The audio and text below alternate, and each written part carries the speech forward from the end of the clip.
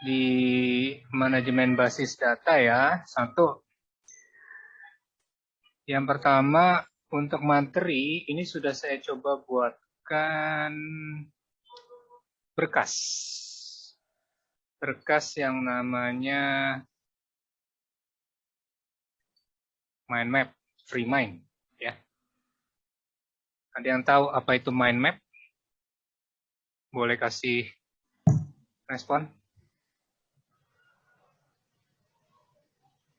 Belum ada yang tahu mind map itu apa? Konsep berpikir, Pak. Kecil sekali. Konsep berpikir. Iya, konsep berpikir. Pemetaan pikiran, Pak. Apalagi? Seperti peta konsep, Pak. Peta konsep. Oke, dari penelitian, yang namanya mind map itu adalah mencoba menggambarkan isi kepala. Dalam bentuk konsep, dalam bentuk apapun gitu ya. Kamu punya ide, nah idenya itu diwujudkan dalam bentuk peta, map. Peta, ada jalan, ada bangunan, enggak. Di sini adalah gambar, oke. Jadi kalau kalian unduh ini, materi presensi hari ini, jangan lupa kalian harus membukanya, dan tentu dengan sendirinya mengunduh. Kalian bisa melihat lebih detail lagi. Nah, alternatifnya kalau kalian buka pakai handphone ataupun buka pakai komputer yang nggak bisa install aplikasi, maka kalian bisa buka yang SVG. Oke. Kalau yang SVG gambarnya kira-kira begini. Nah, ini dia. Saya akan coba membahas review kali ini dengan menggunakan mind map supaya kalian bisa memahami apa hubungannya materi kita satu dengan yang lainnya juga nanti ke depannya seperti apa. Oke, sampai di sini ada yang mau ditanyain dulu? Oke, kalau nggak ada, saya akan buka mind map yang sudah saya buat.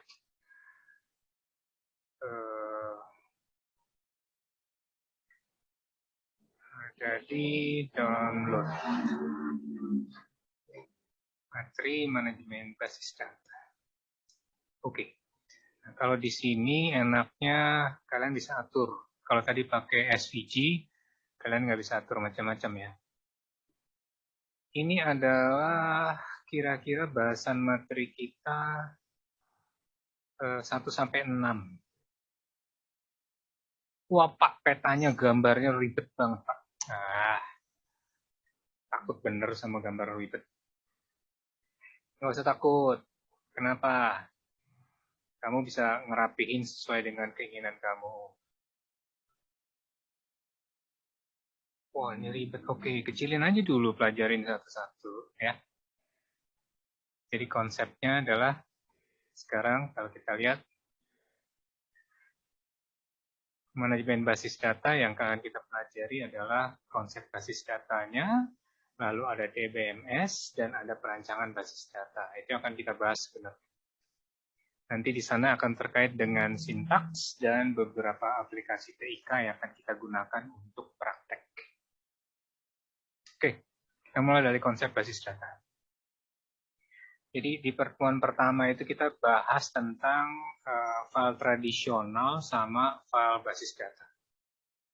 File tradisional apa? Ciri-cirinya apa?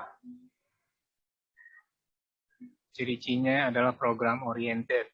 Jadi dia terkait dengan program, dikaitkan dengan satu divisi. Ingat ya, kalau itu aplikasi sistem file tradisional untuk pemesanan barang, ya maka semuanya akan berhubungan dengan pemesanan saja.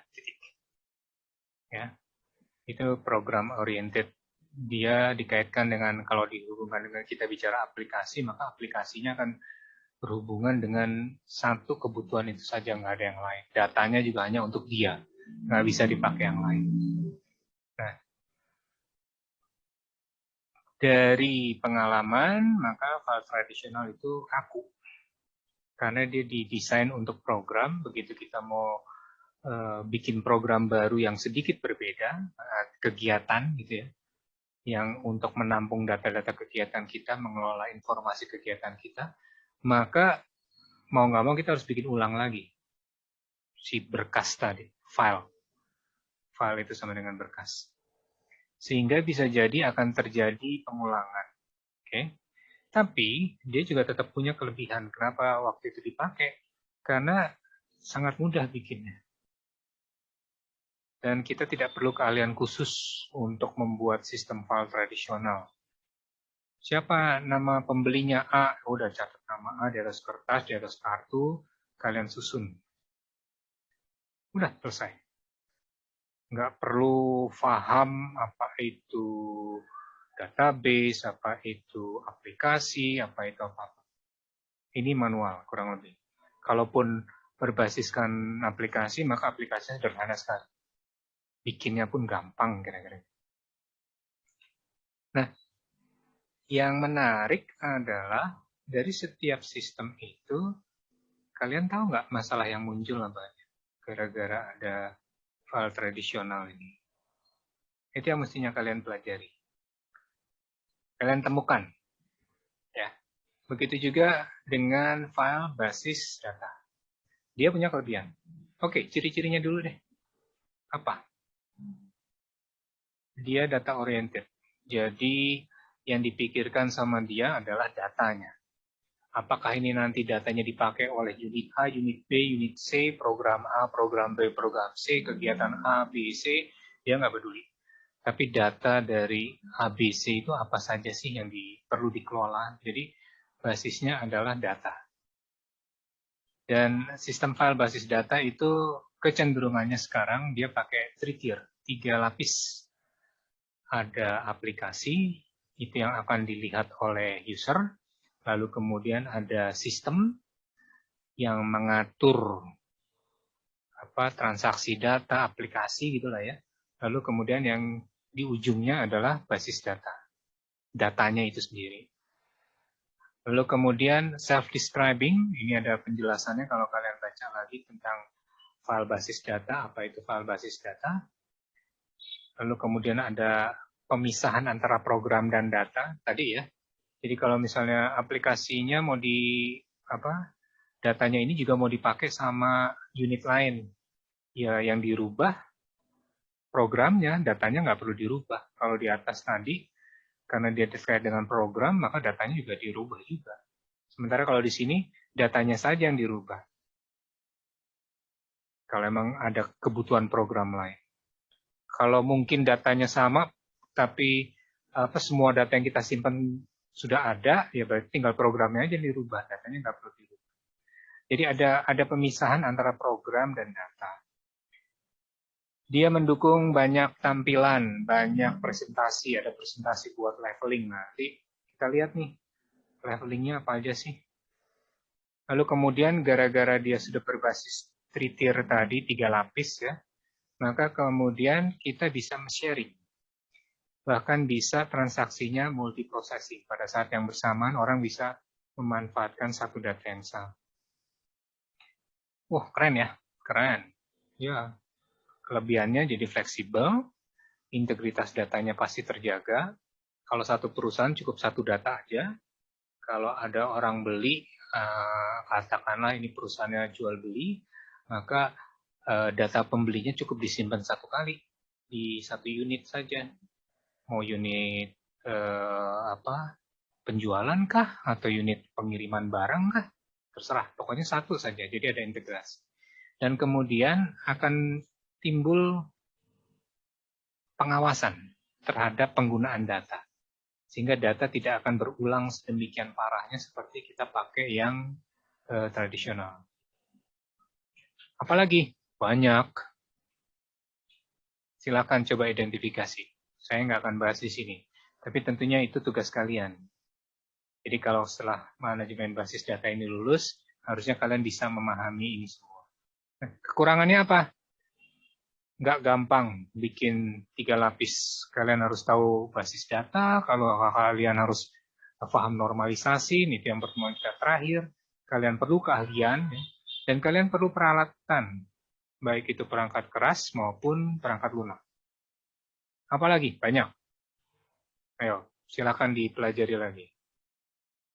Nah, itu konsep basis data yang sering muncul. Lalu kemudian, ini perkembangan terakhir, sistem file basis datanya itu biasanya terstruktur ya ini. Karena dia data oriented, dia datanya terstruktur. Tapi kemudian muncul lagi ada basis data dokumen. Di mana dia sebenarnya file basis data, tapi tidak pakai struktur, tidak terbagi-bagi secara rigid. Pokoknya bebas. Dia akan punya kelebihan dan kekurangan. Sama seperti file basis data maupun yang tradisional.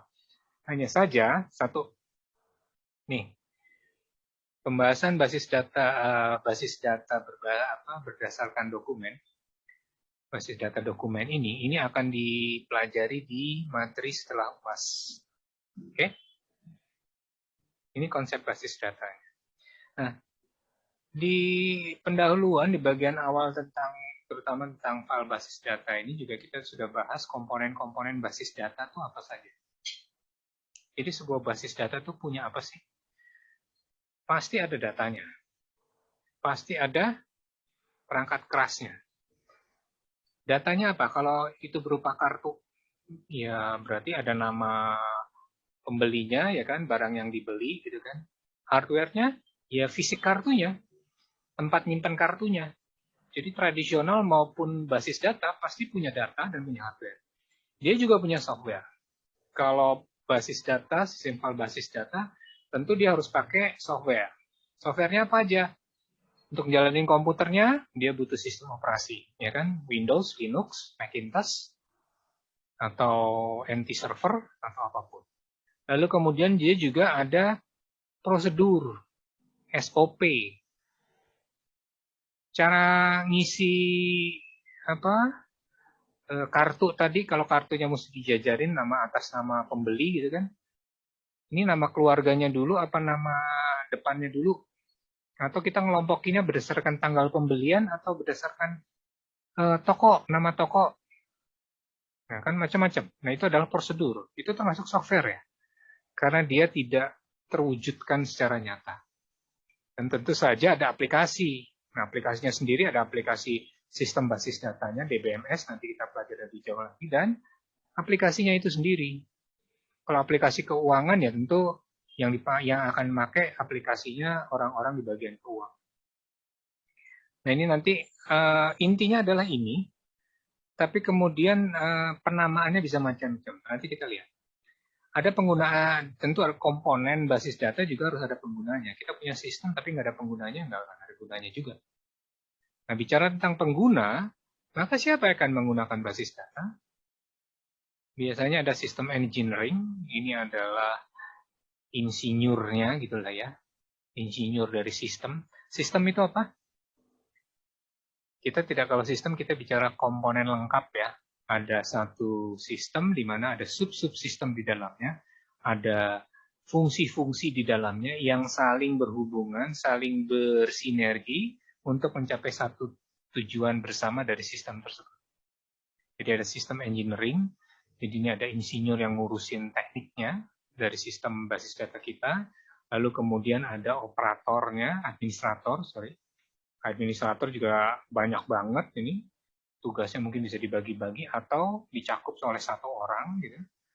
Lalu tentu ada programmer, yang ngapain dia? Dia akan ngurusin tadi, membuat aplikasi sistem di sini dalam hal ini. Lalu tadi di sini ada pengguna basis data, maka tentu ada end user. End usernya dibagi lagi. Ada yang memang tadi end user, tapi tujuannya lebih kepada programming ya. Jadi dia membuat aplikasi, ini termasuk user yang sophisticated, kalau ada istilahnya sophisticated itu kira-kira sama. Lalu ada pemakai yang sifatnya umum gitu ya. Ini yang akan sering pakai dari basis data kita. Pemakai akhir yang umum, ini yang mahir tadi. Lalu kemudian yang umum itu adalah mungkin user gitu ya, yang tidak setiap saat menggunakan aplikasi, tidak setiap saat bergelut dengan data kita. Lalu ada juga pemakai khusus. Ini detailnya ada di materi tentang user and use pengguna basis data. Ini misalnya kalau data kita itu ingin dihubungkan dengan artificial intelligence, nah, berarti ini adalah pemakai khusus. Data kita digunakan, dianalisis ya, dicari polanya oleh aplikasi khusus atau orang yang memang spesialisasi untuk melihat, menemukan pola-pola dalam basis data kita. Nah, oke, kita sudah bicara komponen, kita bicara pengguna. Lalu sebenarnya kalau dilihat, lalu basis data itu sebenarnya gimana sih? Jadi kalau basis data itu sendiri, kita bisa lihat konsepnya atau rancangan basis data itu mau nggak mau itu terdiri dari beberapa lapis. Ya. Ada yang fisik penyimpanan datanya, internal, lalu ada yang logik, lalu ada yang presentasi. Kadang-kadang adalah arsitektur ini atau rancangan basis data ini disebut juga abstraksi data. Jadi data kita itu sebenarnya disimpan dalam tiga layer, tiga lapisan. Layer fisik, di mana ini adalah ngomongin hard disknya nomor berapa, piringan nomor sekian gitu ya. Lalu kalau konsep logik adalah logikanya, bahwa umur itu sama dengan ruas tanggal lahir, data tanggal sekarang dikurangi dengan data tanggal lahir. Itu adalah konsep logik untuk usia. Lalu kemudian ada juga lapisan view atau tampilan, kadang-kadang juga disebutnya presentasi. Ini adalah yang dilihat sama user, terutama pemakai akhir ya. Di mana pemakai akhir ini sendiri presentasinya bisa dibagi-bagi lagi. Kalau kamu bikin laporan, aplikasinya dipakai sama top manajemen, manajer level tinggi, pemilik perusahaan, itu tentu akan beda dengan staf yang bekerja di lapangan. Begitu juga yang di kantor-kantor di belakang meja tuh. Jadi ada level top, middle, sama operation. Kadang-kadang ini juga lapisan presentasi ini, jadi tampilannya itu akan dibedakan untuk informasi untuk perencanaan strategis, untuk perencanaan pengawasan atau tactical, ya, teknis. Lalu kemudian kalau operasional, pelaksanaan benar di lapangannya, itu adalah yang operational management. Nah, kemudian pertanyaan yang menarik adalah, ini kamu harus bisa jawab, kapan kita perlu basis data? Mana basis data kita yang terbaik dari konsep-konsep ini tadi?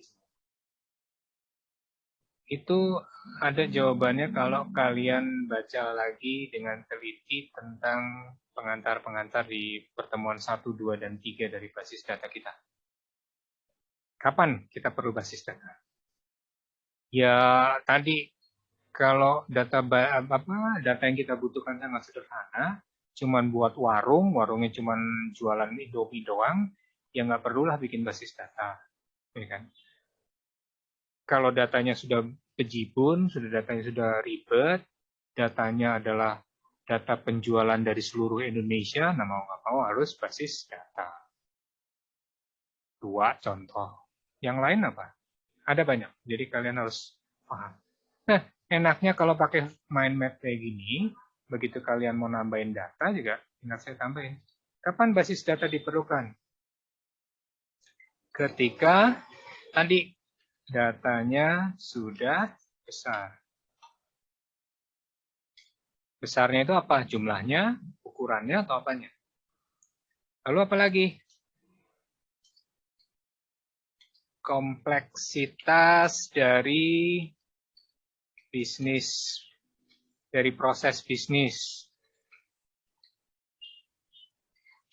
Ya kalau proses bisnis kita jualan warung kecil doang, bisnis kita atau organisasi kita cuma nanganin 2-3 orang, ya mungkin nggak perlu basis data. Tapi kalau udah banyak ya, apalagi kalau ngomongin ada pihak ketiga, pihak luar yang terlibat.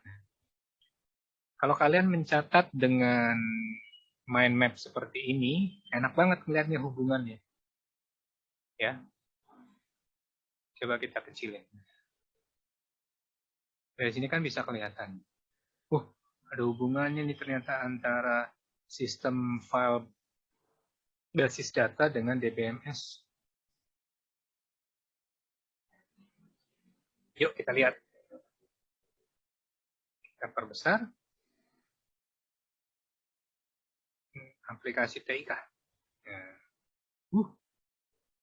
Ya, nanti kita belajar, bukan nanti, kita sudah belajar file basis data dengan menggunakan Microsoft Access. Oke? Kalian juga sudah belajar file basis data dengan menggunakan MySQL. Nanti nih, setelah ujian tengah semester, kita akan belajar.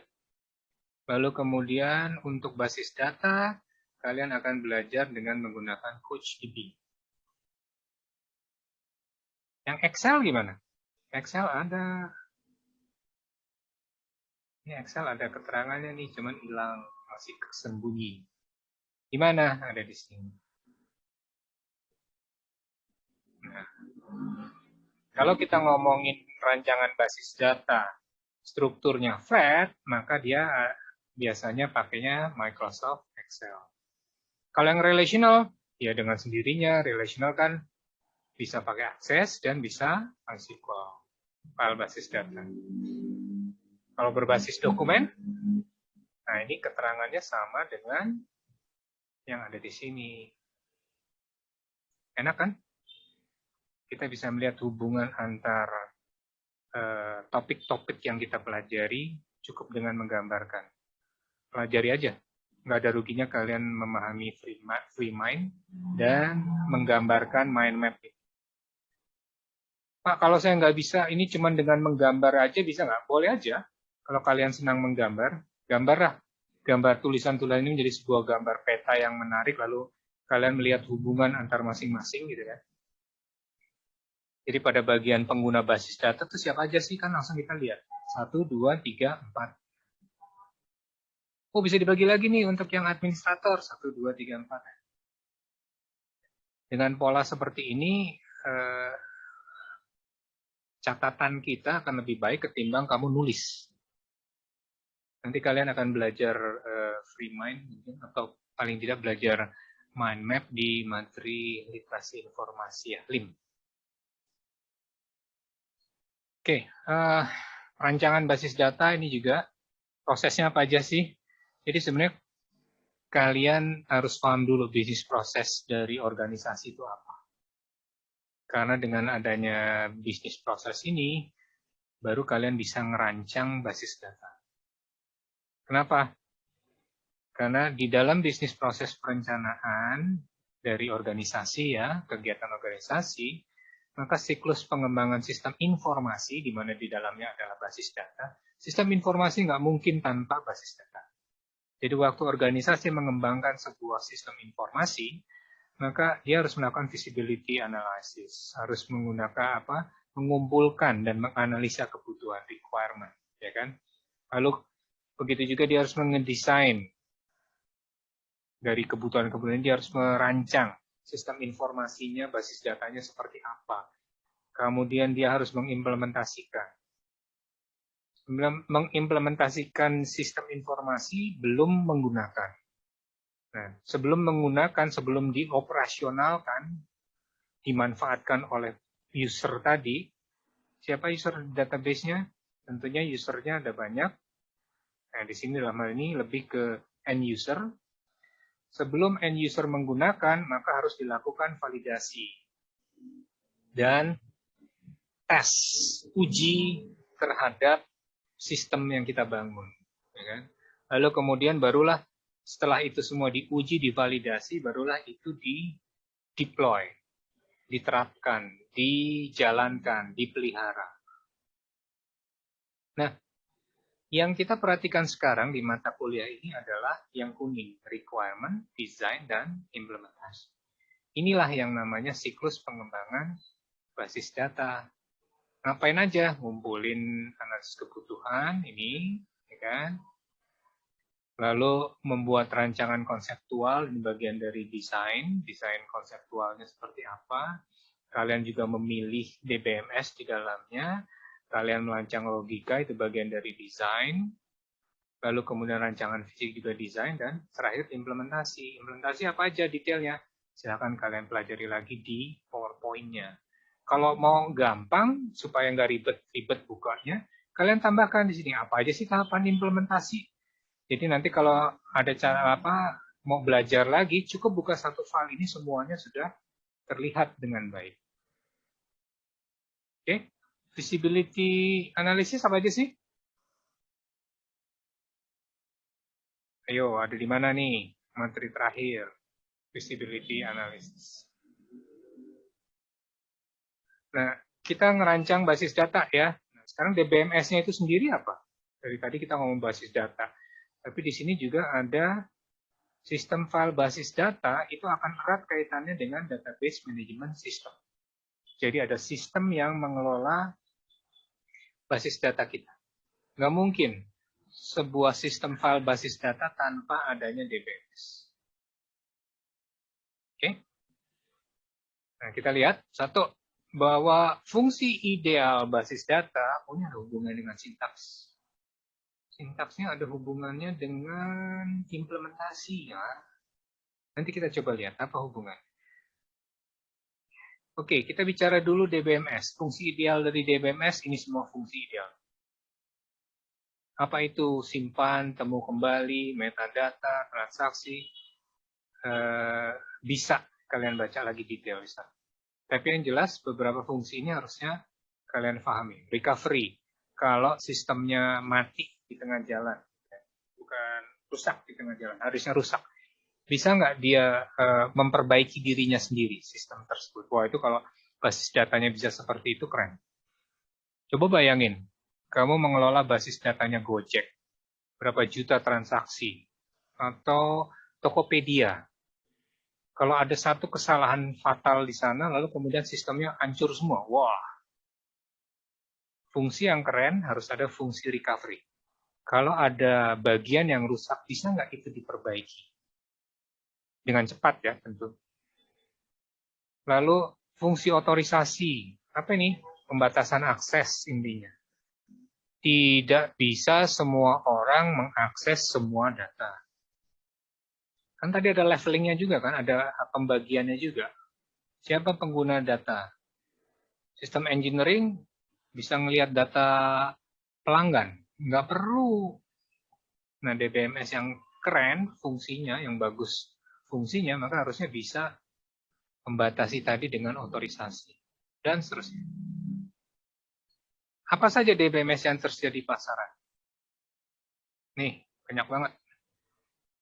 Saya kasih titik 3, karena ini masih banyak. Wah, Pak, berarti saya mesti milih salah satu? Iya, kan tadi. Waktu tahap pengembangan sistem, kalian harus melakukan pemilihan.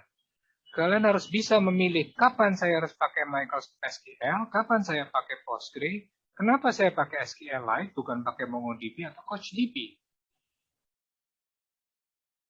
Ya. Lalu kemudian DBMS itu juga, kalau kita ngerancang atau memilih DBMS, maka tujuan dari penggunaan DBMS tersebut biasanya dikaitkan dengan kecepatan. Oke, kita pakai Microsoft SQL sama Microsoft Access. Wah, cepetan SQL, ya udah. Harusnya kita pilih yang ini, gitu kan. Tapi efisiensi ruang penyimpanan, kemudian mungkin di sini ada lagi nih, tapi levelnya mungkin di level yang lain. Apa? Harga. Jadi kalau misalnya kalian bicara soal rancangan logika, ya, rancangan konseptual dan logika, ini salah satunya, itu ada termasuk di dalamnya non-teknis. Apa? Harganya gimana? Antara Microsoft SQL sama-sama buatan Microsoft, tapi yang akses kan cuma murah banget. Sementara SQL harganya mungkin setara dengan satu mobil. Nah, kalian harus memilih itu semua karena itu akan harusnya kalian sesuaikan semua tadi rencana pengembangan atau penggunaan DBMS itu disesuaikan dengan tujuan objektifnya. Ketersediaan, ini juga kaitannya kalau misalnya kalian nggak punya dana, ya cari berarti yang open source. Apa itu? Bisa Postgre, bisa MySQL, ya kan? Karena ketersediaan. Terkait lagi dengan dana. Kelengkapan, wah, saya perlunya lengkap sampai bisa mirroring, bisa diakses dan seterusnya. Ya, pilihlah ini. Keamanannya gimana?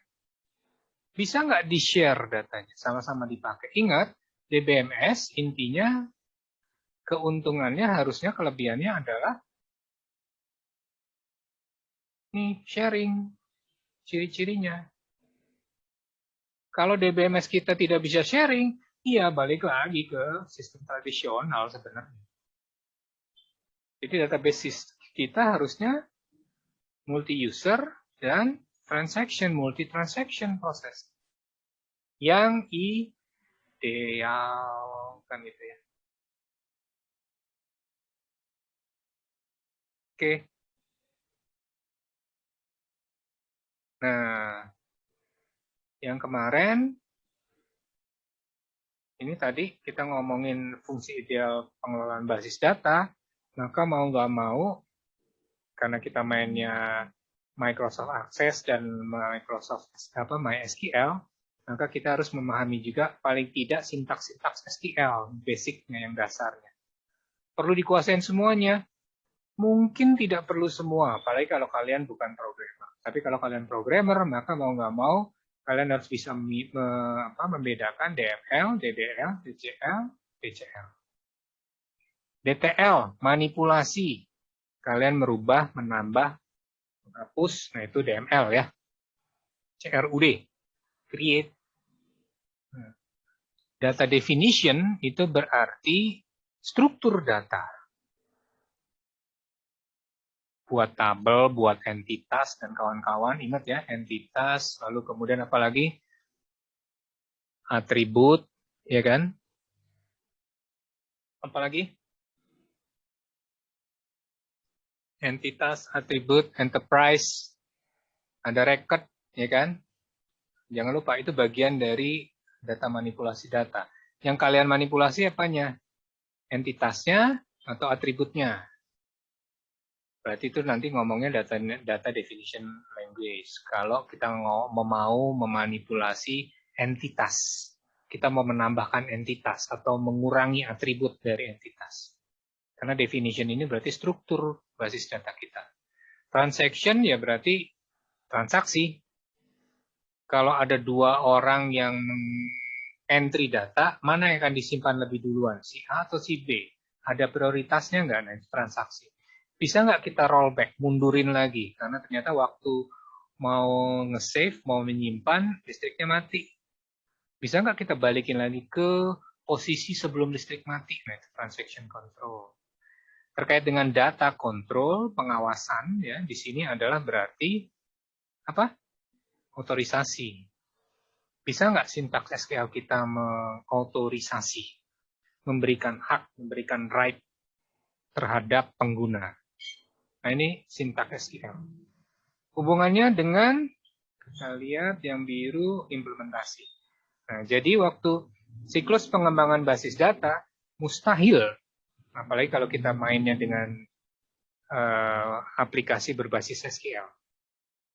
Mustahil kalian tidak menguasai sintaks-sintaks SQL ini.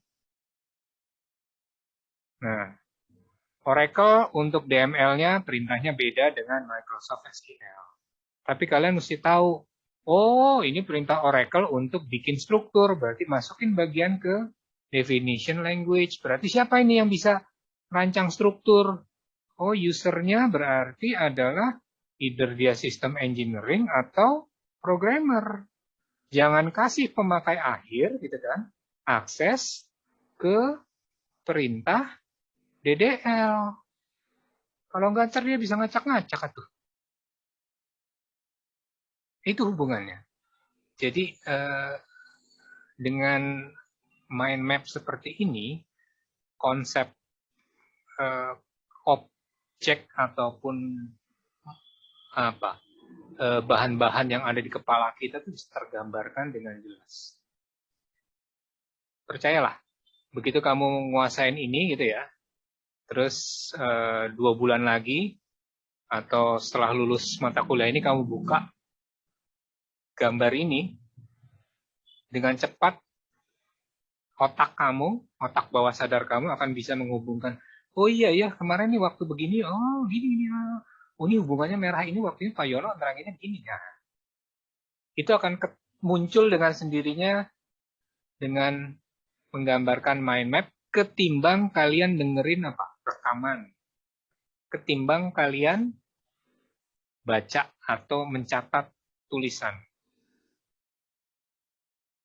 Saya terus terang lebih senang ngajar dengan konsep ini ya, karena idenya nggak perlu ribet-ribet, tapi itu juga melatih saya untuk bisa mengingat-ingat kembali apa sih yang saya maksud dengan tulisan ini. Karena di mind map tidak perlu kalian tulis full paragrafnya, cukup yang ringkas-ringkas saja. Kalau mau dilengkapin, bisa juga. Itu enak. Oke. Terakhir kita bicara tentang normalisasi basis data ya, pertemuan kita terakhir. Pertanyaannya adalah kenapa perlu dan apa tahapannya? Bisa nggak? Ada yang bisa membantu saya nggak menjawab ini tadi? Normalisasi basis data, itu kan materi kita terakhir ya. Kenapa kita perlu dan tahapannya seperti apa? Siapa yang bisa? Ayo, supaya gantian bukan saya aja yang ngomong.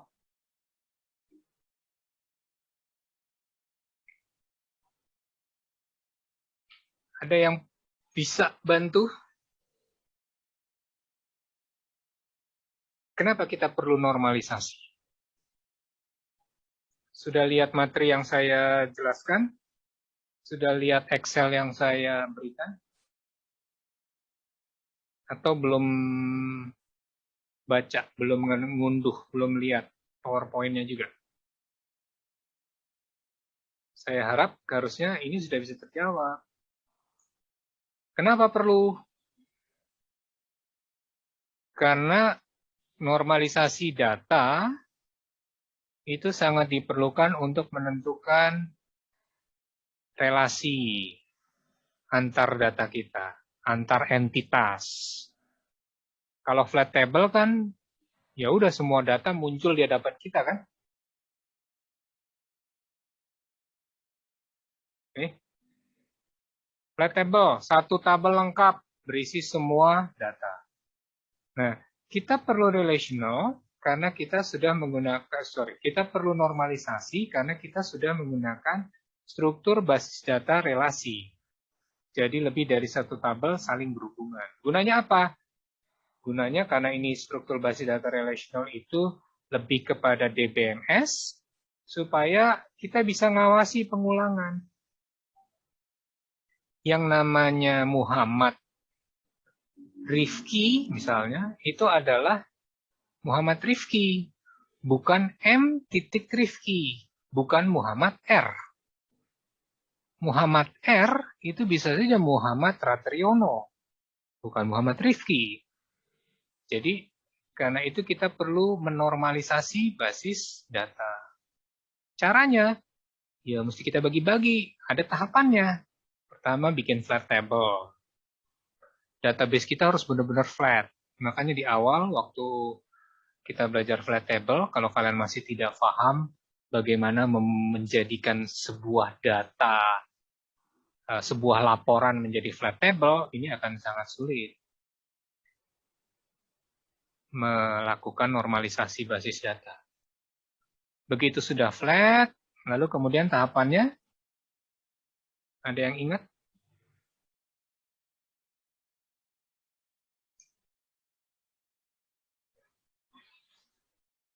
Ada yang ingat apa?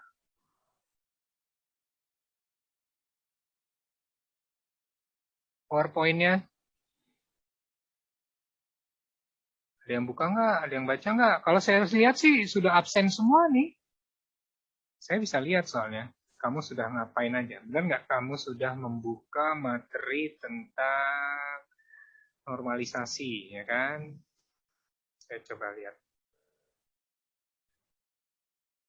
Normalisasi, praktek data buku, praktek normalisasi itu udah pada ngebuka filenya kok. Ayo dong. Berarti sudah lihat. Ada juga yang belum. Ya, baru lihat PowerPoint-nya. Oke. Gimana yang sudah melihat? Yang sudah mengunduh PowerPoint-nya? Sudah mengunduh Excel-nya? Tahapannya seperti apa?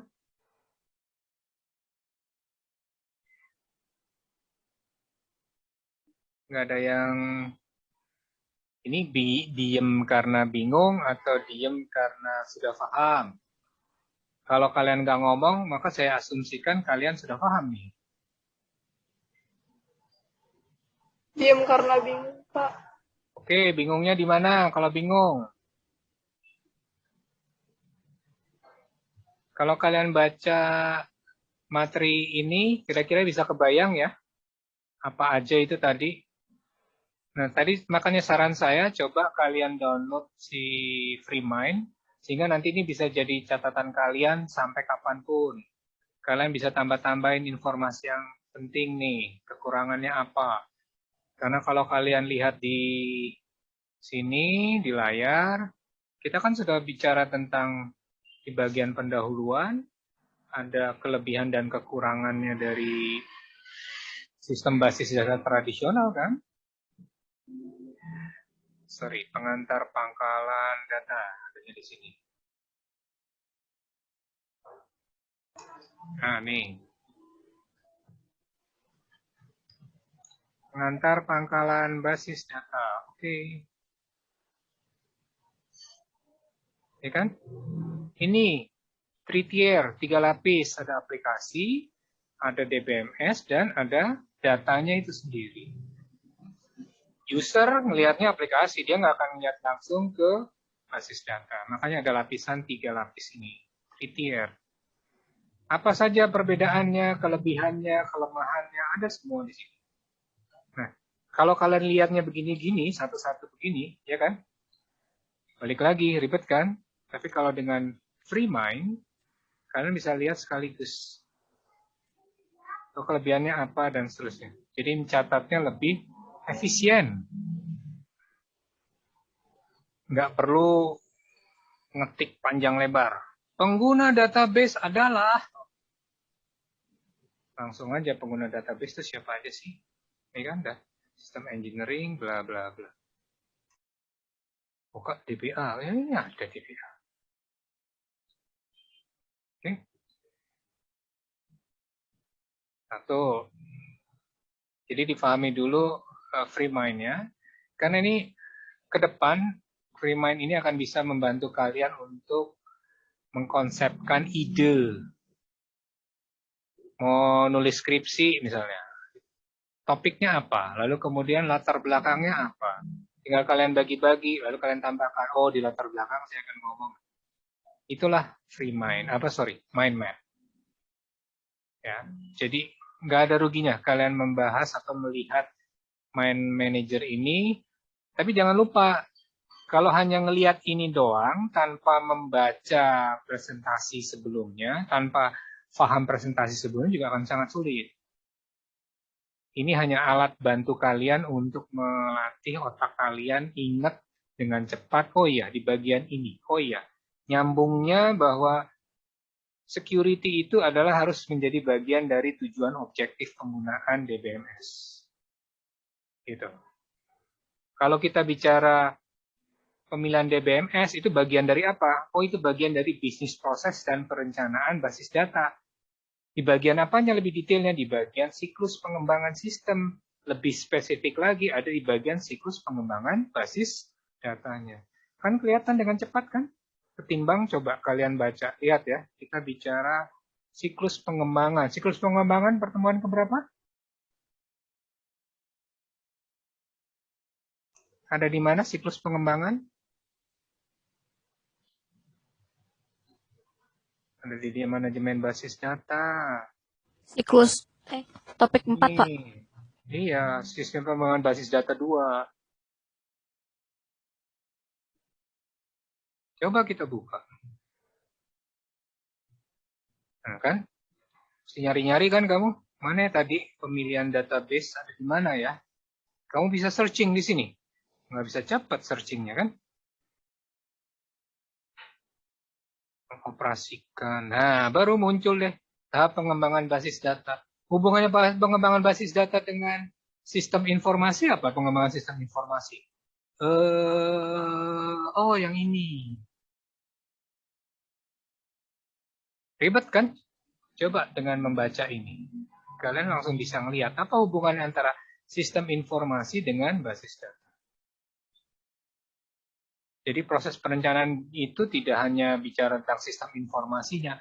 Mustahil sistem informasi tanpa ada basis datanya. Makanya saya bagi dua. Gampang kan?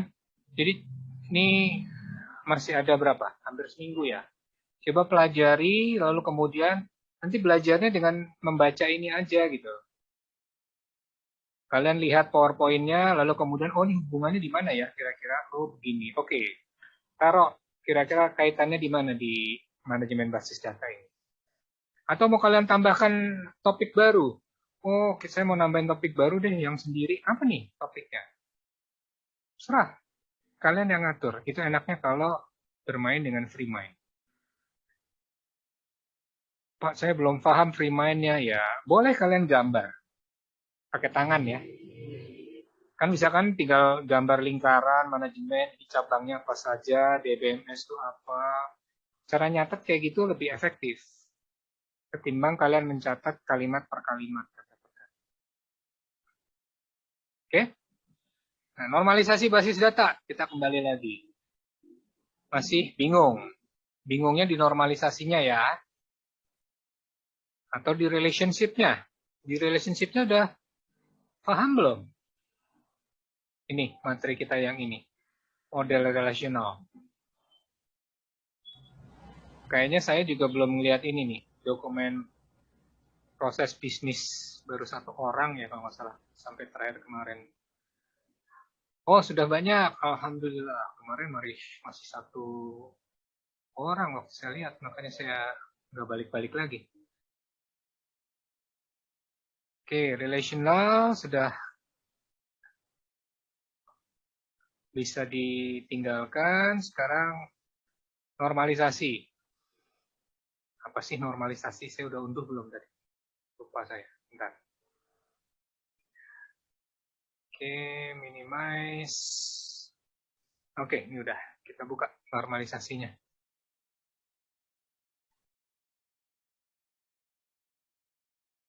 Natural, surrogate, composite. Jelas ya? Ini kan double-double. Ini flat nih. Supaya mengurangi ngetik salah, gitu kan.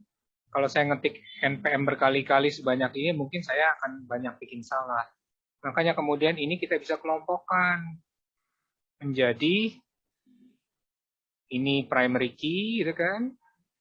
Ini, nah kalau di sini berarti primary key-nya apa? NPM. Oke, berarti NPM-nya cukup nulis 1 kali. NPM ini namanya siapa? Nah, dosen juga. Oh, ternyata dosen ada 2 cuman, WA dan IK. MK? Oh, MK-nya ada 3, MDB, SCI, dan ISD. Tapi ini ada tahun-tahunnya beda, nah, dan seterusnya. Inilah dari data seperti ini, yang flat ini, sebenarnya kita bisa ringkas. Nih, ketimbang kita nulis judulnya panjang-panjang, ingat yang akses, kita cukup ngentri data buku induknya, atau kita cukup mengentri nomor anggotanya, maka judulnya muncul dan nama anggotanya muncul, ya kan? Kalau kalian dibikin flat, berarti kan kalian 1 kali 3 ditambah berapa transaksi nih? 1, 2, 3, 4. Berarti mungkin bisa jadi ada 12 transaksi yang harus kalian simpan. Ada 12 baris. Sementara kalau ini cuma 1, 2, 3, 4, 5, 6, 7. Cukup 7 baris. Nggak perlu 12 baris. Nah, inilah kita melakukan normalisasi. Nah, kalau mau ngomongin normalisasi, maka kita harus mengidentifikasi hubungannya one to many, many to one. Kalau orang tua ke anak, hubungannya apa?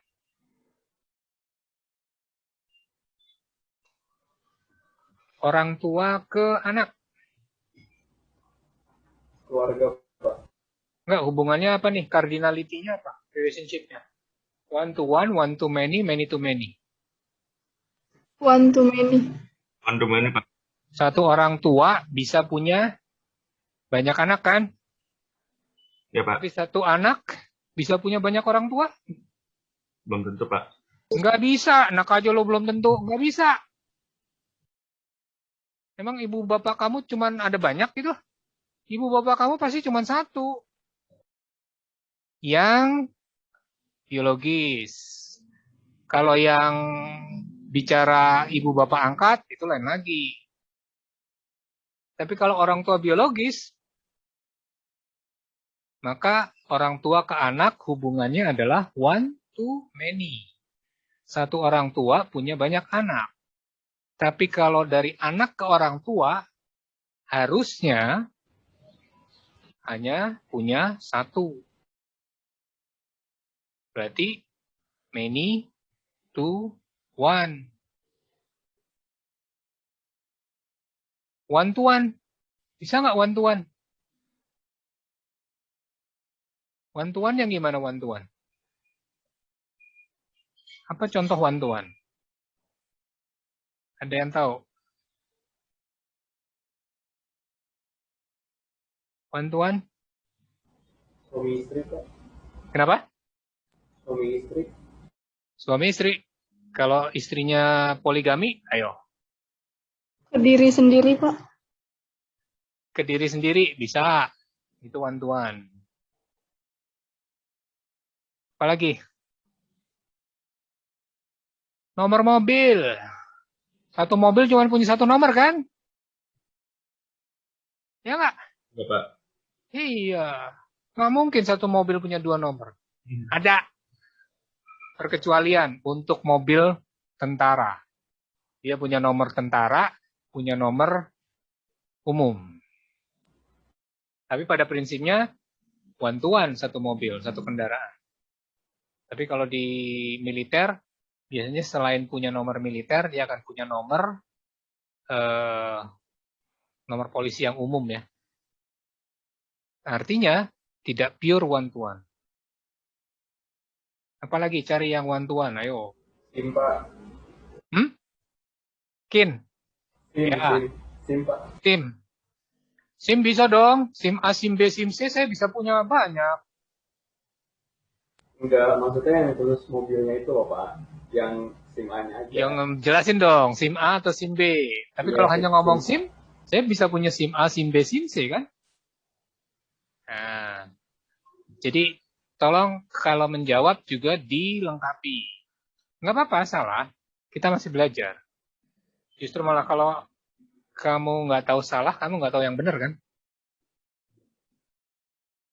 Oke, nah disitulah kemudian kenapa kita perlu melakukan tadi normalisasi? Karena kita mesti tahu ini hubungannya one to many, atau many to many. Many to many apa? Many to many.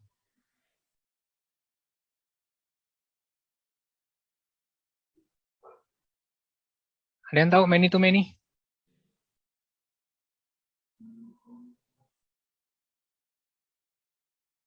Nggak tahu.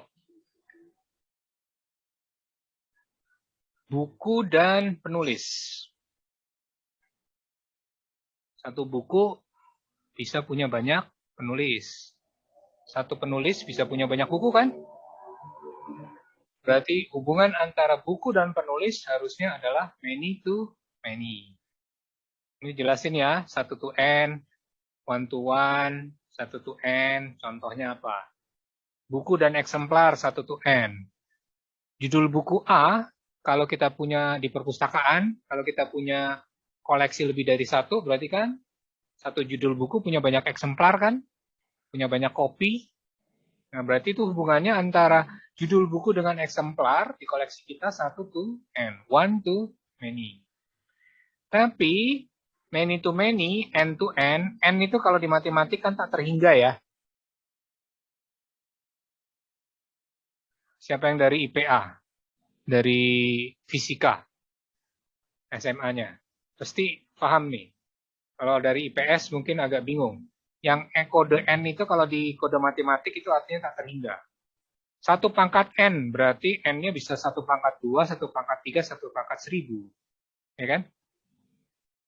Nah, kalau N to N berarti nggak ada batasan, ini juga nggak ada batasan. Judul buku dan penulis. Satu buku, penulisnya bisa banyak. Satu penulis bisa nulis banyak buku, kan? Nah, berarti hubungan antar buku dan penulis itu adalah many to many. Apalagi yang many to many?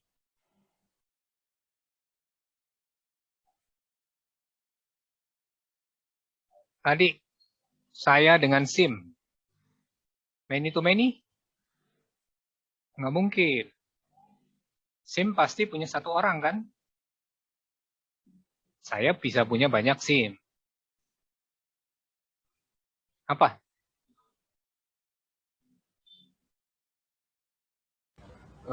Ruangan sama komputer, Pak. Komputer mana dulu? PC maksudnya di PC gitu loh, Pak. Iya, PC Yang apa dulu? Kayak di warnet gitu. Nah, kalau kamu ngomong warnet, benar. Tapi kalau kamu ngomong PC di perusahaan, satu staff dapat 1 komputer, nggak boleh yang lain pakai. Ayo. Iya kan? Bahkan kadang-kadang loginnya pun dibatasin, kan? Apalagi? Kalau di warnet, iya. 1 komputer bisa dipakai ramai-ramai, 1 orang bisa punya banyak nyewa banyak komputer. Apalagi tadi, sorry? 1 ruangan bisa punya banyak lampu. Ya. 1 ruangan bisa punya banyak lampu. Ntar dulu, lampu yang mana nih? Kalau lampunya ada di ruangan, katakanlah lampu 25 watt, merek Philips, ada di ruangan ini, maka ya dia nggak mungkin dimiliki oleh ruangan lain, kan? Iya, Pak.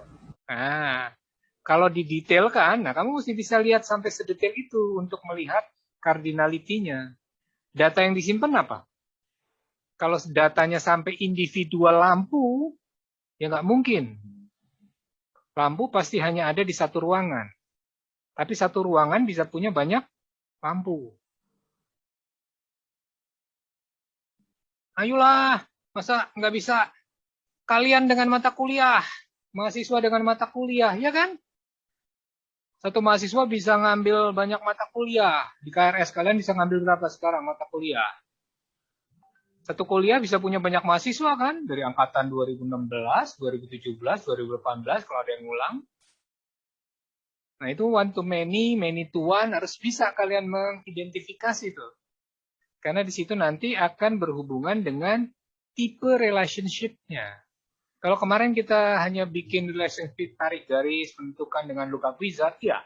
Tapi kalau normalisasi, apalagi kalau sampai datanya besar, maka kalian harus mempertimbangkan dengan teliti N dan many to many, one to many-nya tadi. Oke? Nah, referral integrity ini adalah tadi kemampuan DBMS untuk menjaga integritas data, kan?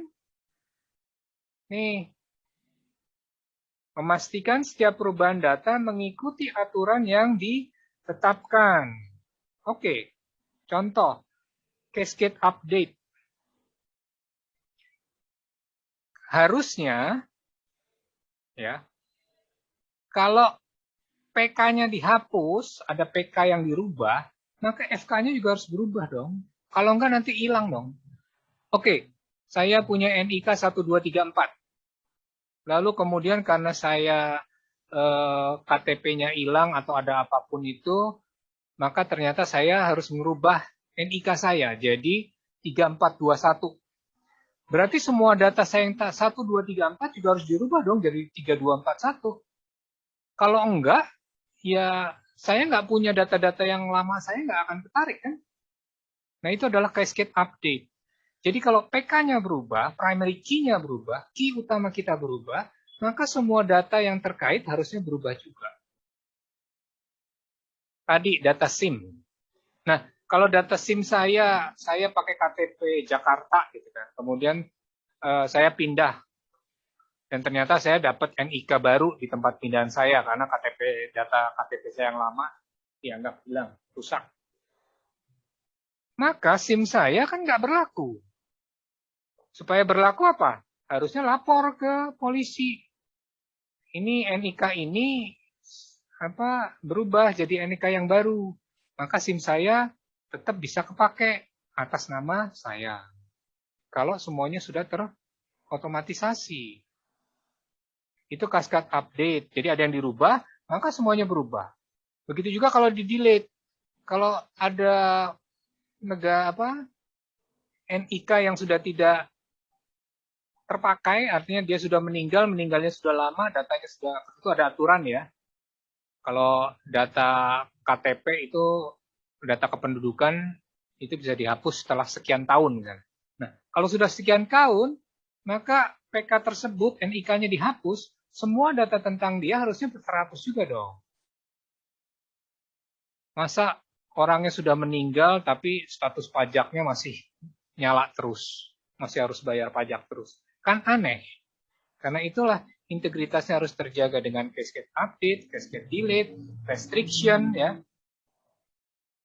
Bisa nggak primary key diubah kalau FK sudah ada?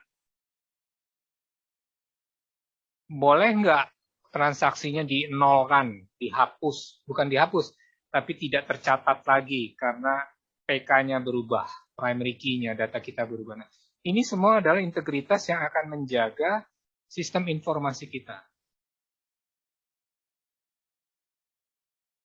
Oke? Nah, normalisasi itu intinya adalah mengidentifikasi ini tadi semua dari tabel-tabel kita. Kalau kita flat table doang, nggak mungkin kita melaksanakan ini semua, relationship dan cardinality tadi. Menciptakan integritas tadi. Kenapa? Ya, coba pakai Excel. Kan kita ganti namanya, maka belum tentu nama yang kita ganti otomatis berubah ke semuanya. Kecuali pakai pseudo relationship. Kan gitu. Kalau pakai pseudo relationship, yang kamu entry kan apanya? Nomor anggotanya kan? Nah, kalau namanya berubah di tabel namanya di sheet anggota perpustakaan, ya otomatis nanti di transaksi berubah juga. Nah, itu paling tidak sudah menjaga tuh integritas basis data kita. Kenapa perlu? Nah, itu silahkan Anda simpulkan. Lalu kemudian tahapannya apa? Supaya tidak terjadi anomali. Waktu kita ngutak-ngatik data tadi, waktu kita integrasinya udah jelas gitu kan, semuanya udah ketahuan, maka anomalinya bisa dihindari. Anomali waktu kita ngapus data, ternyata sistemnya rusak. Nah, lampunya mati. Nah, komputernya mati, harddisknya rusak. Nah, gimana tuh? Nah, anomali-anomali itu akan terjadi. Nggak mungkin tidak terjadi. Itu harus diantisipasi dengan integritas, dengan normalitas, cardinality, dan itu semua sekali lagi harusnya bisa dipahami dengan melakukan tahapan normalisasi yang benar. Tahapannya 1NF, 2NF, 3NF, dan seterusnya. Sampai berapapun. Biasanya kalau makin kompleks, jangan-jangan kita bisa sampai 5 atau 6 NF. Normal form. Kenapa normal? Nah, ini satu-satu dibahas deh. Grup data yang berulang seperti apa? Nah, ingat komposit. Pengarang 1, pengarang 2, pengarang 3 itu kan komposit kan? Harusnya pengarang ya satu aja kan? Nanti record berikutnya baru pengarang kedua, record berikutnya baru pengarang ketiga. Kalau itu sudah, maka kita sebenarnya sudah bisa melihat relasinya setiap data terkait. Dan juga primary key-nya sudah bisa kita lihat. Di Excel-nya itu tahapan itu, saya coba pandu. Sudah lihat Excel-nya? Excel-nya sudah lihat belum? Kalian buka file-file panduannya ada banyak nih. Jadi kalau diminta untuk asinkronus, tolong dipahami, tolong dibaca semua materi yang diberikan. Jangan cuma download doang nyari centangan dari si layar, ya kan? Ini kan IRD begini, gimana caranya? Kalau kita ngerancang dari nol, belum ada data, belum ada sistem sebelumnya, maka kita akan memulainya dari IRD. Dan kalau sudah ada IRD, kita nggak perlu normalisasi. Problemnya biasanya nggak mungkin kamu ketemu sistem yang belum punya data. Jarang. Biasanya datanya sudah ada. Karena itu kalian akan membutuhkan normalisasi. Strukturnya sudah ada. Nih, udah ketahuan. Datanya juga sudah ada. Disinilah baru kalian melakukan normalisasi. Oke? Jika sudah ada data yang tersedia, kalian harus normalisasi. Udah diunduh belum Excel-nya? Sudah dibuka? Kan banyak ya contohnya. Gede sih memang, karena datanya juga besar. Ini data perpustakaan, sheet berapa? Sheet satunya, ya kan? Ini kan data perpustakaan nih. Ini real nih. Daftar buku yang ada di perpustakaan YRC. Oke. Lihat di bagian pengarang. Oh, cuman satu. Ada banyak. Ini harus dinormalisasi dulu. Nggak mungkin kalian bikin relationship tanpa menormalisasi ini. Ini juga. Subjeknya ada banyak nih, berarti ada 2 subjek. Ini ada 2, ini bahkan ada 3. Pertanyaannya kebetulan ini si Iriani Fitri, berarti Iriani Fitri nulis buku Children, ya kan? Iriani Fitri nulis buku tentang apa lagi? Body Mass Index, ya kan? Dia juga nulis blood pressure, berarti kan harusnya nih si Iriani Fitri mestinya punya 3 rekor kan? Bukan cuma 1. Bagus, pengarangnya 1. Ini pengarangnya banyak, judulnya 1. Pengarangnya banyak, judul bukunya 1, subjeknya 1. Oh, nggak apa-apa. Berarti cuma sebanyak pengarang. Coba kita lihat, ada nggak yang pengarangnya banyak, subjeknya juga banyak. Nah, berarti kan jumlah datanya mesti dibalik. Ya, mana. Nih, Economic Hospital ada 2 subjek. Berarti kan Shepard Donald D. ngarang buku ekonomi. Dia juga, si Dominic Hodgkin juga ngarang buku ekonomi. Anthony Yvonne juga ngarang ekonomi. Apakah Anthony Yvonne ngarang buku subjeknya hospital? Iya. Nggak boleh kamu buang. Karena itu, ini harus dinormalisasi.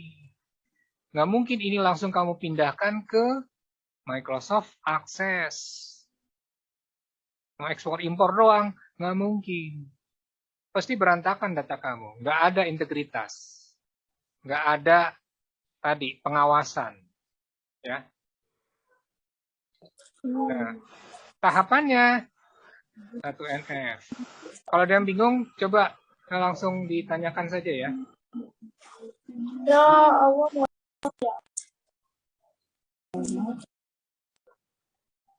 Nih, 1NF-nya sudah kita bagi-bagi, kita contohin ada, kita ngambil cuma 4 aja, contoh buku, ya kan? 3 buku bahkan. Pemeriksaan, Norris, 4, Tohei sama praktek. Pemeriksaan ini pengarangnya ada 1, 2, 3, 4, 5, 6. Berarti harus dibikin 6 baris. Kebetulan subjeknya 1. Kalau subjeknya ada 2, berarti Tumbeleka, Nursing, ada Tumbeleka subjek kedua. Matondang, Nursing, Matondang subjek kedua, dan seterusnya. Berarti 2 kali lipat lagi kan jumlahnya. Nah, ini adalah tahapan kita membuat flat. Tabel kita jadi flat. Oke. Dari sini kemudian di 2NF. 2NF yang flatnya, ini masih yang flatnya basisnya. Tapi sudah kita ganti. Kenapa? Kan tadi pengarangnya udah kita kelompokin. Nah, sekarang kita sudah tahu deh. Dari data 1NF ini, sekarang kita sudah punya sekian banyak nama pengarang. Oke, kalau gitu kita keluarkan nama pengarangnya supaya, ingat, tadi buku bisa punya banyak pengarang kan? Pengarang juga bisa punya banyak buku kan? Kalau setiap pengarang kita tulis namanya lengkap, mabok kita entry datanya. Karena itu sekarang kita bikinkan dia kode unik primary key untuk setiap nama pengarang. Sehingga tabel 1NF kita, ini yang di bawah, sekarang bisa kita ganti. Pemeriksaan klinis. Oke, kita lihat 1NF. Oh, ini Tumbelaka. Oke.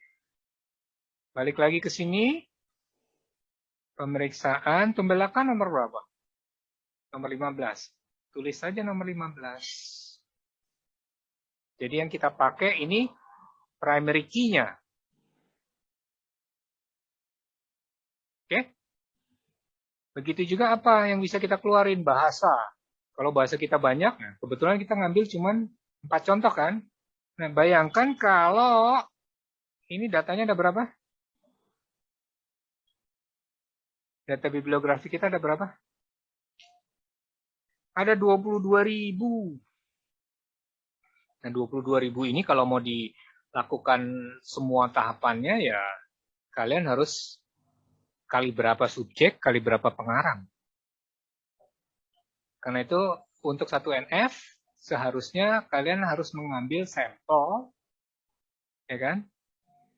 Lalu kemudian kalian lihat semua hubungan tadi supaya 1NF-nya ini bersih. Mewakili keseluruhan dari data yang mentah ini. Nah, dengan 2NF ini kita balik ganti lagi nih. Penerbit. Penerbitnya udah ketahuan kan? LBS, Erlangga. Oh, dari 4 buku adanya cuma 3 penerbit. Ya udah, tuliskanlah penerbitnya. Maka semuanya sudah normal dan sudah ada ID. Oke? Belum final, masih flat. Kalau mau dibikin flat, nah ini. Maka buku tentu harusnya sudah kita bisa identifikasi kan? Nih. Pak, kok ini jadi banyak? Ya, ini jumlahnya berapa? Kita lihat. 3 sampai 17 ya. Sekarang di 1NF ada berapa? 2 sampai 16. Berarti kan berapa? 15 sama, nggak ada bedanya. Nah, di final kita bisa lihat kenapa 1 2 3 1 2 3 1 2 2 2 3 4. Nah, ini sebenarnya bisa kita satukan juga toh. Berarti entitas bibliografinya kita bisa kasih nomor. Ini sebenarnya cukup 1 saja. Ini kan kita berarti ngetiknya 3 kali kan? Berapa? 6 kali kan? Sesuai dengan jumlah pengarang. Tadi waktu di flat, kita jadi pengarang. Tapi karena pengarang sudah kita ganti dengan nomor, maka di finalnya kita bilang ini ada foreign key. Foreign key terkait dengan pengarang. Nomor 15, nomor 11, dan seterusnya. Begitu juga dengan bahasa. Begitu juga dengan tempat terbit. Ya kan? Begitu juga dengan penerbit. Kita lihat penerbit. Nih. Nah, kalau kita tambahkan kode unik, maka sebenarnya ini satu kode unik kan, judul. Judulnya sama kan? Hanya belakangnya nih yang beda. Kenapa? Karena satu buku bisa punya banyak pengarang. Jadilah dia 2NF yang final. Nah, di 3NF-nya, ini masih double-double nih. Masih ada redundant, ya kan? Berarti di 3NF kita tambahin. Kita keluarin cukup 1, 2, 3, 4. Kenapa kita perlu 3NF? Karena di sini ada many to many. Ada judul, ada pengarang yang banyak. Berarti kita bisa keluarin. Sebenarnya untuk database yang 1NF ini, kita cuma punya cukup data ini saja. Entitas bibliografi dengan 4 baris record, ya kan? Lalu kemudian, tentu di dalamnya ada ya, FKPK-nya, udah ketahuan. Nah, lalu kita bikin entitas kota terbit dengan PK1 itu untuk Jakarta, PK2 untuk London. Berarti sekarang kita lihat tempat terbit. Oh, ini pasti satu apa? Jakarta, London, London, Jakarta. Entitas bahasa. Bahasa mana bahasa? Oh, ini Foreign bahasa. Indonesia, Indonesia, Inggris, dan Indonesia. Tempat terbit juga sama, ya. Ini. Sorry, ini tadi kota terbit. Yang ini penerbit, kebalik saya. 311 itu berarti LBS, Erlangga, dan Sagung Seto.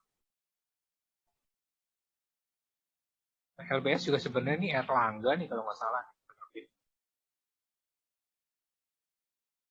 Berarti ini dari sini aja sudah bisa kita lihat nih. Berarti data mentah kita, 1NF-nya, belum benar. Belum apa ya? Belum bagus. Karena masih double-double. Erlangga sama LBS kalau nggak salah harusnya sama. Erlangga Bookstore itu LLBS. Dan seterusnya. Nah, untuk yang apa? Buku dan pengarang, karena tadi many to many, kalau kita bikin dia flat sampai di sini stop dianggap sudah normal, kita masih punya yang double-double. Supaya lebih ringkas, kita bikinlah ada tabel baru, entitas yang namanya indeks pengarang. Dari sini kan kita bisa tahu, buku satu apa? Pemeriksaan klinik, ya kan? Pemeriksaan klinik bayi. Yang ngarang siapa? Tumbelaka. Buku satu juga ternyata dikarang sama pengarang nomor 6. Siapa tuh? Syair Imral. Nah, dengan demikian, waktu bikin Excel, waktu bikin aksesnya, kita sudah tahu ini tabel bibliografi, ini kota terbit, ini, dan kemudian ini tabel tambahan yang harus kita bikin. Itulah tahap normalisasi.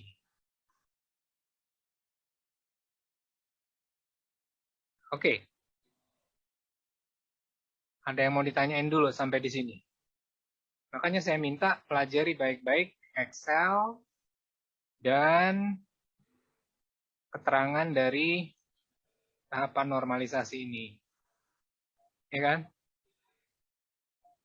Excel-nya harus diunduh, sheet tabel 1, sheet 1 itu adalah tabel lengkap koleksinya.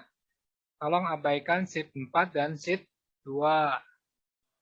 Karena itu nanti kepakainya di tahapan normalisasi yang setelah UTS. Karena nanti kita akan belajar benar-benar normalisasi. Tapi tolong pahami dulu tahapannya. Apa yang harus kalian lakukan? Perhatikan seksama 1NF sampai 3NF. Lalu dijelasin lagi apa itu. Ya kan? Bagaimana? Gimana S1NF? Ada di sheet 1, lihat. Contohnya kalau mau ngambil.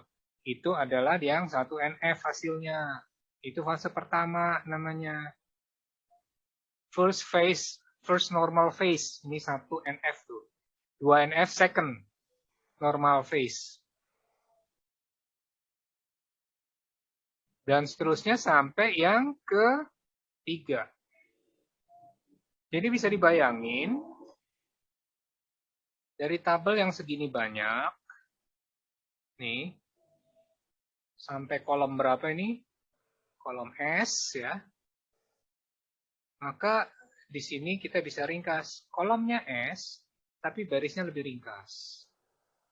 Dan kalau mau ngawasin ya gampang, mau ganti nama pengarang cukup ganti 1. Maka semua yang namanya A ini pasti, yang kode A ini itu berarti nomor berapa? Nomor 1. Semua yang pengarangnya 1, buku yang dikarang nomor 1, namanya bukan A ini lagi, tapi Auni misalnya.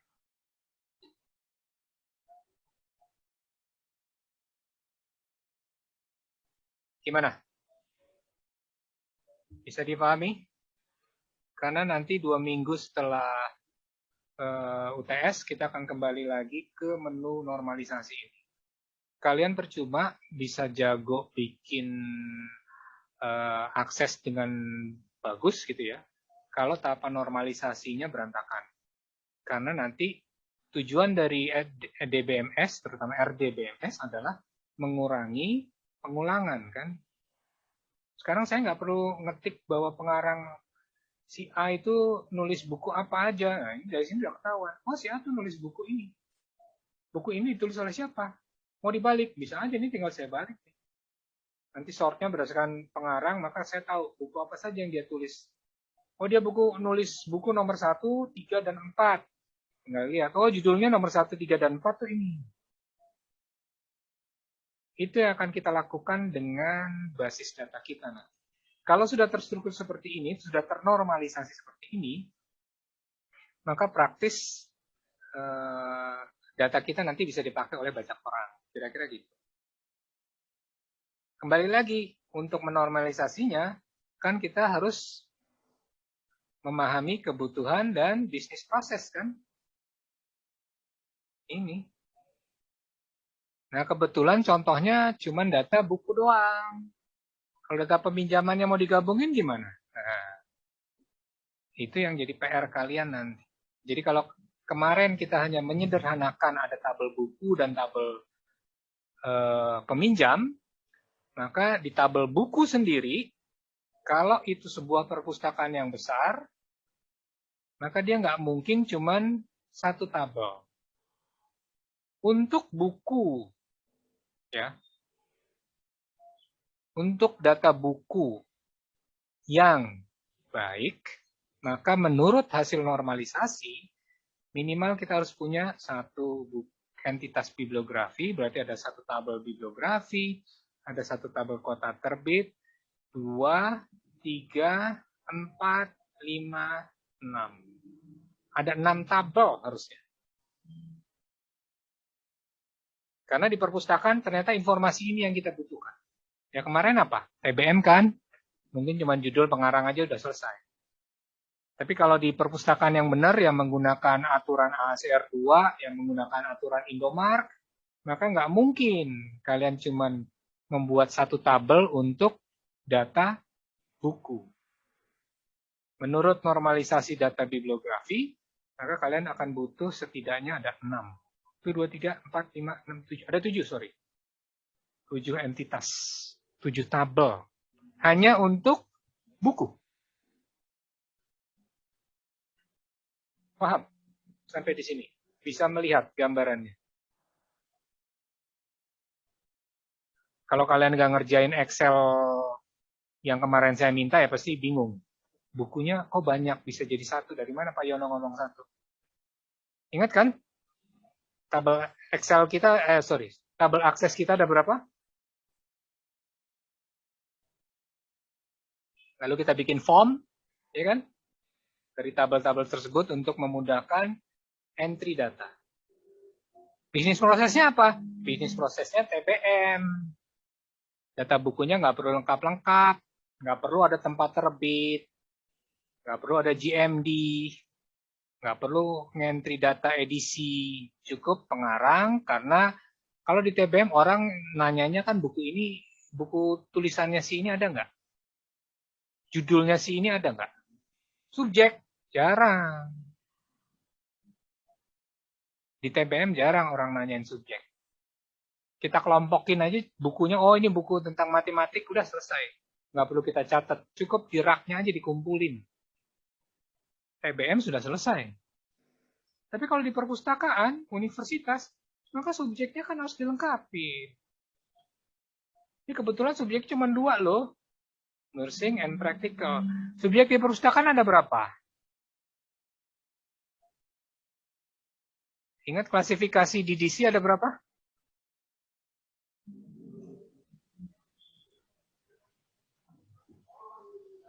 Klasifikasi DDC ada berapa kelasnya? Ada 10. 10, 10 Pak. kelas besar. Kelas 100-nya, Oh, kelas 1000-nya, satu buku tebelnya ada berapa tebel itu buku? Bisa buat ganjal pintu kan? Ada 3 volume untuk DDC aja. Bayangin itu semua kalau tidak kamu identifikasi seperti ini. Kan gitu. Karena itu kita perlu melakukan normalisasi. Oke. Ada yang mau ditanyain sampai di sini? Jadi gambarannya seperti tadi, 1NF, bikin flat dulu semuanya. Sampai satu tuh baris itu adalah unik. Judul, oh ini pengarangnya kan beda kan dengan yang ini, meskipun judulnya sama. Sinoris, pengarangnya beda. Ini kebetulan judulnya cuman satu-satu semua dari buku kita. Kalau ada yang dua ya berarti harusnya ada Tumbeleka Nursing, ada Tumbeleka topik 2 kan? Subjek 2. Matondang Nursing, Matondang subjek 2. Berarti barisnya 1, 2, 3, 4, 5, 6. Minimal ada 12. Untuk satu buku. Nah, dari sini, 1NF ini, barulah kita bikin flatnya. Mana yang bisa kita kelompokkan?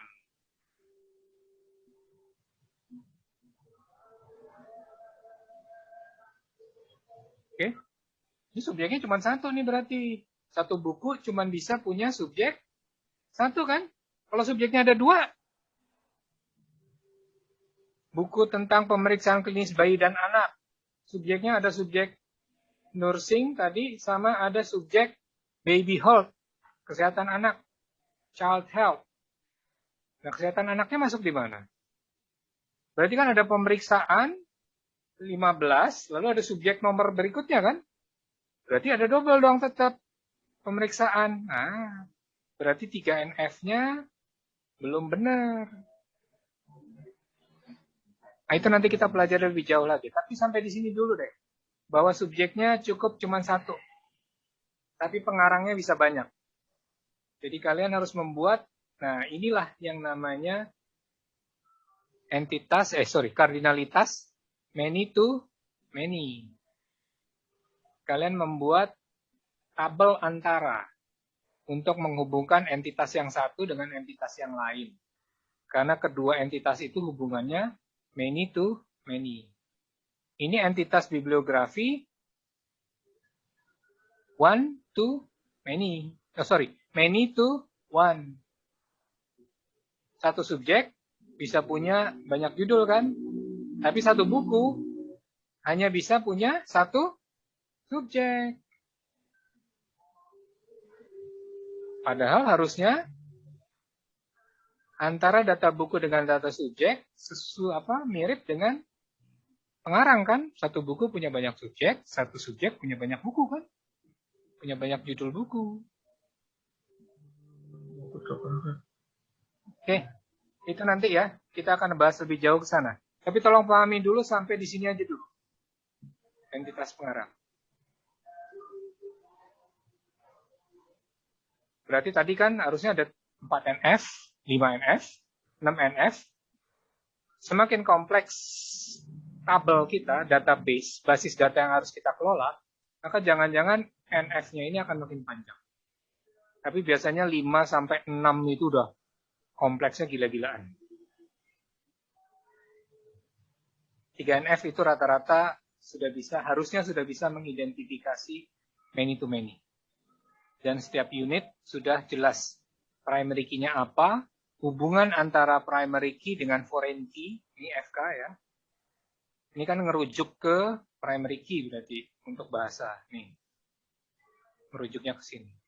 Kalau diakses berarti ini kita tinggal tarik garis nih. Nih, tarik ke sini, drag ke bahasa. Jadilah relationship. Ya. Oke. Sudah hampir jam 6, ada mau ditanyain dulu nggak? Sebelum saya tutup nih, kalau nggak ada pertanyaan, saya tutup.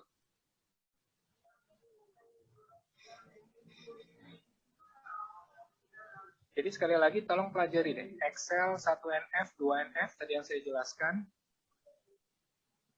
Nah, kalau kalian mau, gunakan tadi. Tahapannya apa aja? Oke, tahapannya adalah bikin flat dulu. Flat itu sama dengan 1NF. 2NF. 2NF ngapain ya?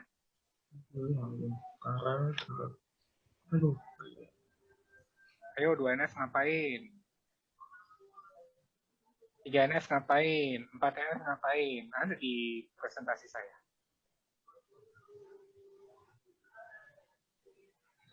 Oke? Jadi tolong dibaca sekali lagi. Kalian baca ini untuk yang praktik ya. Kalau yang teori tadi silakan dipelajari teori. Tapi untuk yang praktek kalian harus sambil buka Excel-nya. Kan saya lagi ngomong 3NF.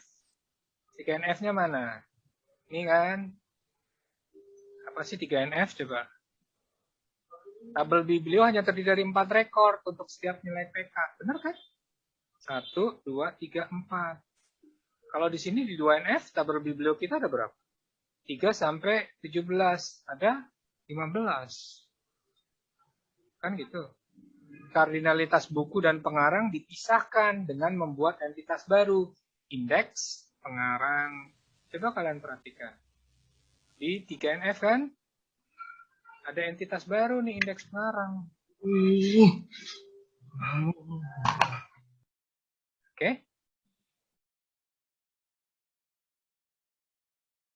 Dipelajari dulu, pelan-pelan. Sekali lagi, kita masih akan belajar normalisasi di pertemuan 2 minggu ke depan. Teori dan praktek kita akan bicara habis-habisan normalisasi, sampai kalian paham. Karena tanpa normalisasi, kita nggak akan bisa ngerancang sebuah basis data yang bagus. Pasti redundant akan muncul. Pasti integritas tidak akan tercipta. Gara-gara rancangan basis data kita belum normal. Tapi sudah kita paksakan untuk membuat sistem informasi berdasarkan basis data yang belum normal tadi. Makanya, bikin sistem basis data nggak gampang.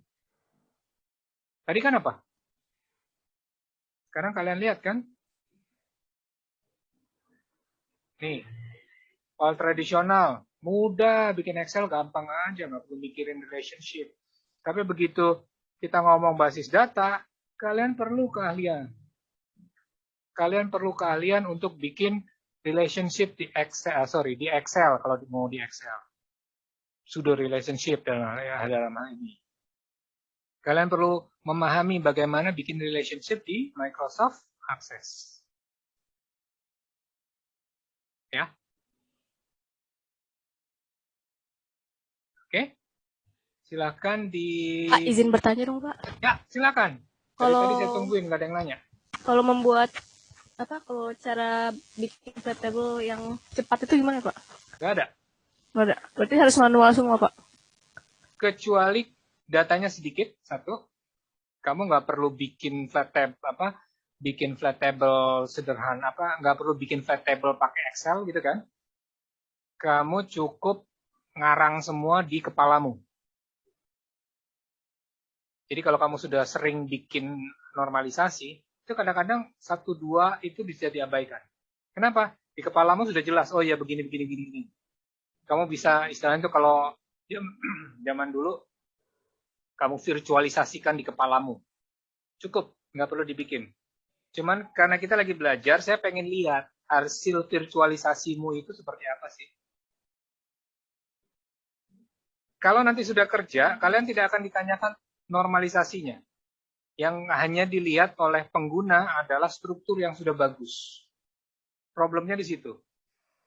Jadi sekarang kita mesti belajar, saya harus memastikan bahwa kalian paham. Bahwa kalian sudah melakukan tahapan normalisasi dengan benar. Caranya apa? Itu tadi. Kita belajar sama-sama, ngecek lagi, coba 1NF-mu benar nggak? 2NF-mu benar nggak? Nanti yang dilihat memang pada prakteknya adalah ini. Tapi saya tetap harus melatih logik berpikir kamu mulai dari 1NF. Saya nggak bisa ngajarin kamu ke 3NF doang. Kenapa?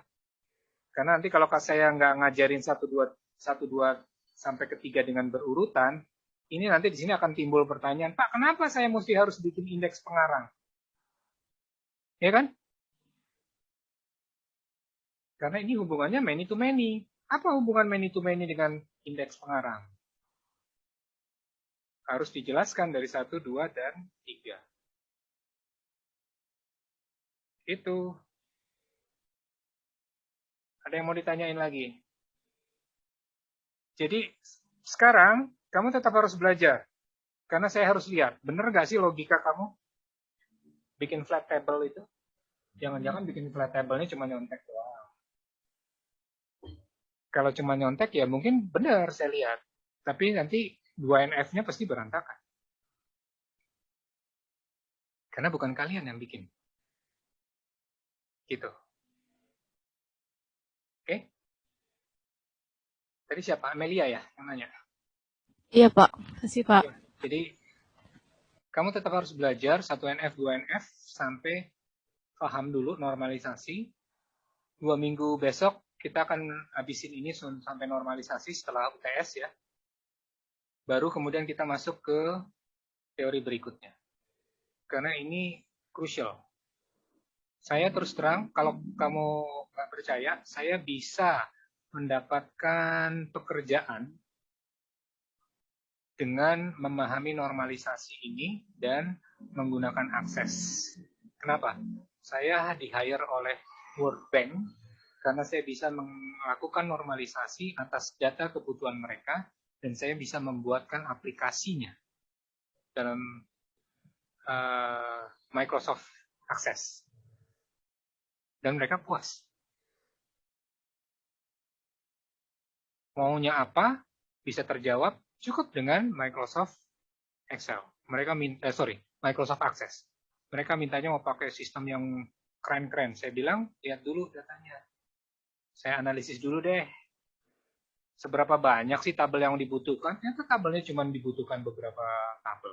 Ngapain pakai tabel sistem yang mahal-mahal? Kalau cuma butuh sekian tabel. Yang butuh besar, barisnya banyak. Tapi tabelnya, ya cuma berapa tabel ini? Seperti ini misalnya. Kan gitu. Strukturnya itulah yang akan menentukan. Dengan normalisasi, saya bisa bilang, kamu nggak perlu sistem yang terlalu besar, karena tabelmu cuma segini. Data yang dikelola juga nggak banyak, yang banyak cuma satu tabel doang. Yang lainnya cuma tabel-tabel rujukan, nggak perlu berubah banyak. Sistemnya sederhana aja kok ini. Saya klarifikasi begitu, dapat deh kerjaan dari World Bank untuk survei artikel koran seluruh Indonesia dari tahun 1998 sampai 2098 sampai 2010, 2012. Datanya akses cukup. Nah, disitulah kenapa kalian perlu memahami normalisasi. Karena dari sini kalian juga bisa ngelihat, ya kok cuman 3 tabel ternyata hasil normalisasi, kan kita pakai yang mahal-mahal software. Ini bagian dari analisis kalian terhadap kebutuhan dan tadi, nih, di sini, rancang-rancangan ini, milih DBMS kalau konseptualnya tadi nggak matang kan bubar. Contoh, ya, itu tadi contoh. Jadi nggak ada ruginya kok kamu belajar ini, serius. Nanti kalau kamu bicara tentang data yang lebih besar ya, jam terbangnya yang akan menentukan. Kalau kamu sering ngutak-ngatik data seperti tadi, nggak ada masalah.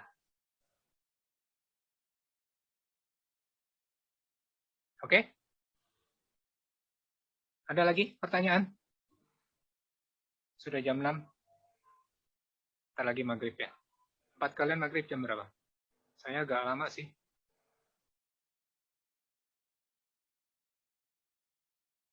Gimana? Masih ada pertanyaan?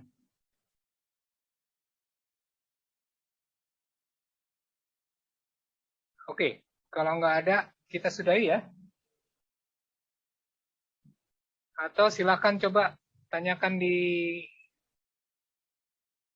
layar. Nggak ada yang nanya juga soalnya. Saya lihat di layar. Makanya asumsi saya bisa semua. Salah ya? Salah benar, asumsi saya.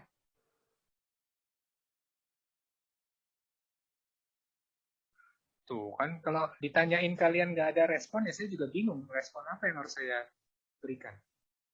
Jadi jangan salahkan saya kalau respon yang saya berikan juga tidak sesuai nih, karena kalian kan nanya sih.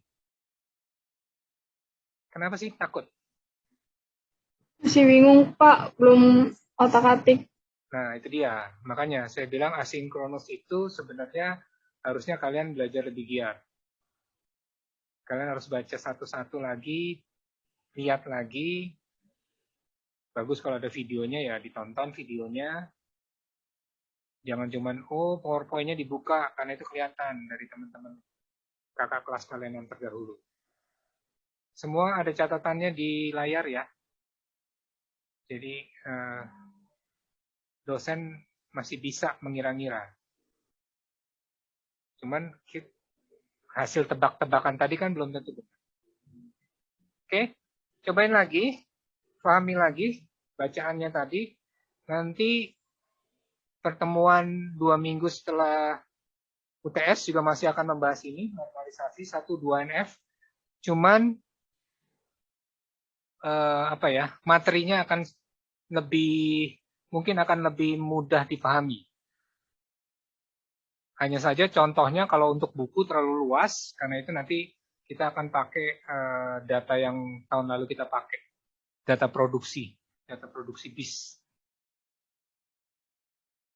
Supaya kalian juga tidak terpaku hanya, untuk database itu hanya cuma buat buku doang, buat arsip. Enggak, kita bisa buat macam-macam.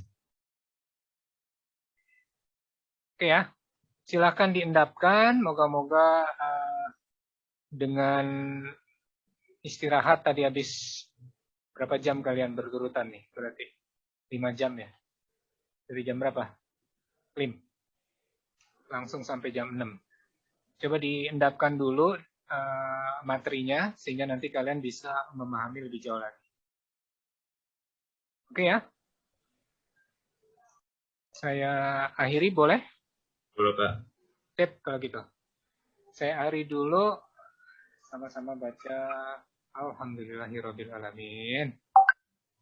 Moga-moga materinya ada manfaatnya. Sekali lagi, harusnya kalian baca dulu. Baru kita diskusi. Kalau asinkronus gitu. Nah, kalau nggak tahu, justru malah di asinkronus itulah sinkronus ini untuk menanyakan apa yang tidak tahu. Bukan saya menjelaskan lagi. Itu metode asinkronus yang benar. Ya.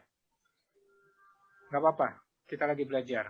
Tapi next time, saya minta kalau asinkronus, kalian sudah siapkan dulu, sudah pelajari. Kalaupun bingung, tanya bingungnya di mana. Kasih tahu saya bingungnya di mana. Biar saya tidak menjelaskan dari ujung sampai ke ujung. Karena kalau saya menjelaskan satu dari ujung sampai ke ujung, ya itu namanya bukan asinkronus. Ya, kalian bukan belajar mandiri. Tetap kalian disuapin. Oke, baik. Terima kasih atas perhatiannya. Sekali lagi saya ucapkan selamat ujian UTS, selamat belajar. Dan saya sarankan kalian mencatatnya dengan free mind ini aja.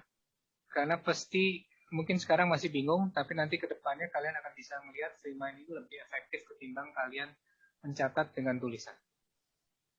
Ya, saya stop rekaman dan saya